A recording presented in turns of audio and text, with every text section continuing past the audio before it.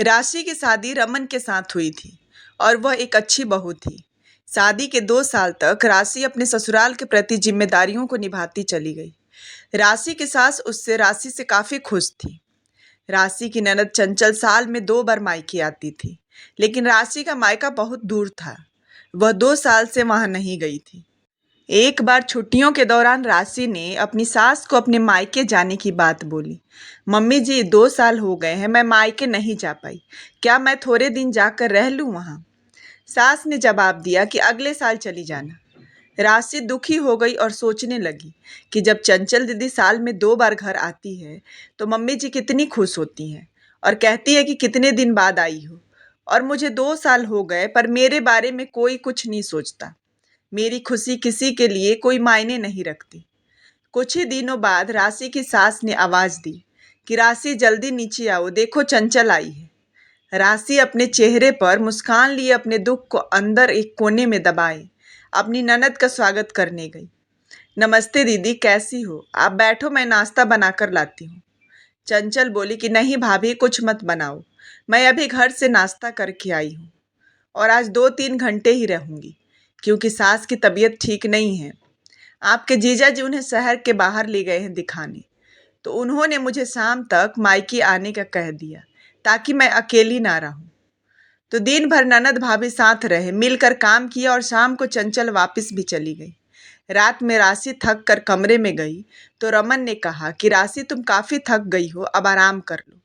राशि बोली कि हाँ, मुझे आराम कहाँ है, आराम तो मायके में होता है और आपकी माँ जाने ही नहीं देती। मैं कभी नहीं जा सकती अपने मायके। रमन बोला कि ऐसा नहीं है राशि, तुम शांत रहो, मैं कल माँ से बात करता हूँ। तुम अपने मायके चली जाना, ठीक है? अगली सुबह राशि रोज की तरह अपने काम में लग जाती है। दोपहर को राशि की मौसी सास यानी कि उसकी सास की बहन उनके घर आती हैं। दोनों बहनें काफी देर तक बातें करती रहती हैं। तभी वो राशि की सास से पूछती हैं कि दीदी बताओ, बहू और बेटी में क्या फर्क होता है? राशि इस सवाल के जवाब का इंतजार कर रही थी। राशि की सास मुस्कुराते हुए बोली कि बेटी कैसी भी हो पर वह मीठी लगती है और बहू नमक की तरह नमकीन होती है। यह सुनकर राशि को दुख होता है, लेकिन वह चुप रहती है। काफी दिनों तक राशि यह सोचती है कि मैंने मम्मी जी के साथ बुरा क्या क्या किया है, क्या कमी रह गई मुझसे जो मम्मी जी मेरे बारे में ऐसा सोचती है।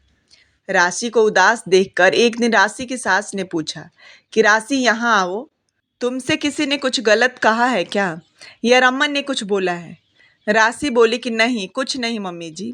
सास बोली कि बता बेटा, क्या बात है, तो इतनी उदास क्यों है? तभी राशि की आंखों में आंसू आ गए और राशि ने अपनी सास को सारी बात बता दी कि उसने कैसे बहू को नमक कहा और बेटी को मीठा। सास हंसने लगी और बोली कि ओह, बस इतनी सी बात पगली, तो यह सुनकर तुम नाराज हो गई? अरे बेटा, मैंने कहा कि बेटी मीठी होती है और खाने में अगर मीठा ना हो तो कोई फर्क नहीं पड़ता है, और बहू नमक जैसी होती है क्योंकि खाने में अगर नमक ना हो तो खाना बेस्वाद होता है। बिना नमक के खाना खाया नहीं जाता। ठीक वैसे ही तुम नमक जैसी हो, तुम्हारी कमी बर्दाश्त नहीं होती। तुम्हारे ना रहने पर घर सूना सा लगता है।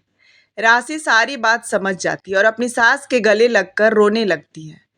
एक दिन शाम को रमन जब घर आता है तो अपनी माँ से कहता है कि माँ, राशि अपने मायके जाना चाहती है, कुछ दिन के लिए इसे भेज देना। राशि तपाक से बोली कि नहीं नहीं, मुझे नहीं जाना है, मैं चली गई तो खाने में कोई स्वाद नहीं रहेगा। राशि और उसकी सास हंसने लग जाते हैं और रमन एक टक सा राशि और अपनी माँ को देखता रहता है और बोलता है कि औरतों को समझना किसी के बस की बात नहीं।